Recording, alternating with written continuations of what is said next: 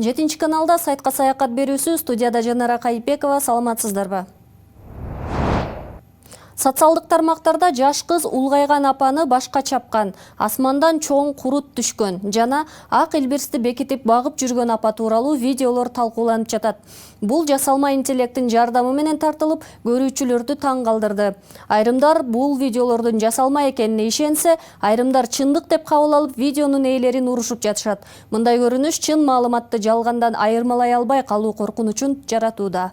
Апа, кандайсыз? Сиз жасалма интеллект экениңизди билесизби? Башымды ортпачы.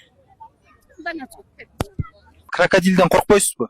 Эмнеге коркмок элем? Кайненем менен 5 жыл бирге жашадым. Крокодил анчалык коркунучтуу эмес. Шок жаңылыктар. Ош шаарында чоң эне барсты бекитип багып жаткан жеринен кармалды. Качан токтойсуңдар? Оскар алып койдук го, чыгарат да чыгарат. Балыкчыда грек кудайлары Посейдон менен Зевстин айкели орнотулду. Шаардык пляжды көрктөндүргөн Green City командасынын өкүлдөрү айкел боюнча мунун баары искусство, болгону айкел. Балыкчыга ушинтип туристтерди тартабыз. Баарыбыз мусулманбыз. Аллах бирөө. Болгону Посейдон брат менен Зевс брат. Мындай долбоор Кыргызстанда дегеле дүйнөдө болгон эмес деп комментарий берген. Опа! Эме окшошту.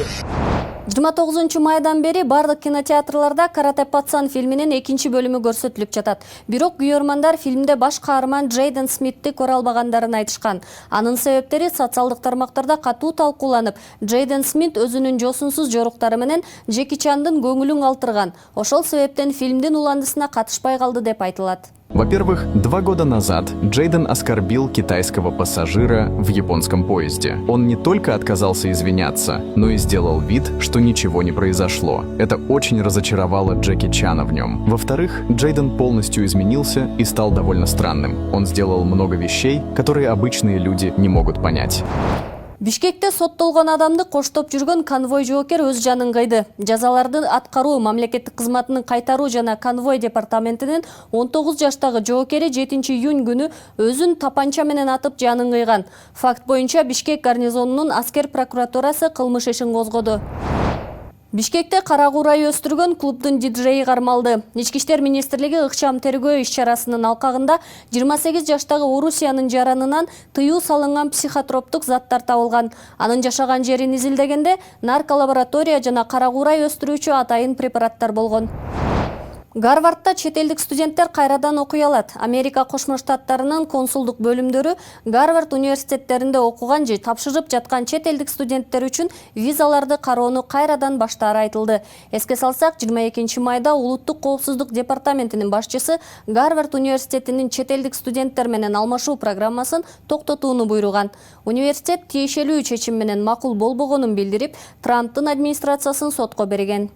Администрация Трампа отправила Гарвардскому университету длинный список требований, который включает в себя структурные и идеологические реформы, аудиты образовательных программ, а также жесткое ограничение прав студентов и их политической активности. Чолпон Атада ак элбирсти коргоо боюнча эл аралык жыйын болуп өттү. Иш-чарада Азиянын бийик тоолуу аймактарына инвестиция салып, жаратылышты коргоо жана климаттын өзгөрүшүнө ыңгайлуу ыкмаларды жайылтууга чакырык ташталды. Ошондой эле Бириккен Улуттар уюмунун сессиясында бекитилген 23 октябрь ак элбирс күнү деген чечимин кубатташты. Жыйынга Оогандстан, Бутан, Индия, Кытай, Непал, Пакистан жана Тажикстандын айлана чөйрө министрлери, Монголия, Орусия жана Өзбекстандын мамлекеттик кызматкерлери келди.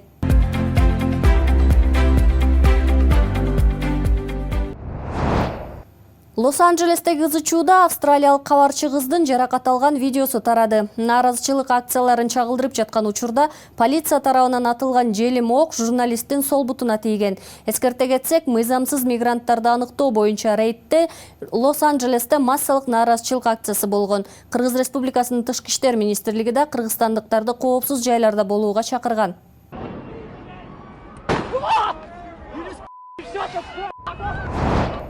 Рухордо маданий борборунда 5-чи эл аралык наристе балдар фольклордук фестивали болуп өттү. Иш-чаранын алкагында концерттер, саякаттар, мастер-класстар жана түрдүү оюндар уюштурулду. Фестивалга коңшу өлкөлөрдөн сырткары Венгрия, Кытай, Индия жана Монголиядан чыгармачыл топтор катышты.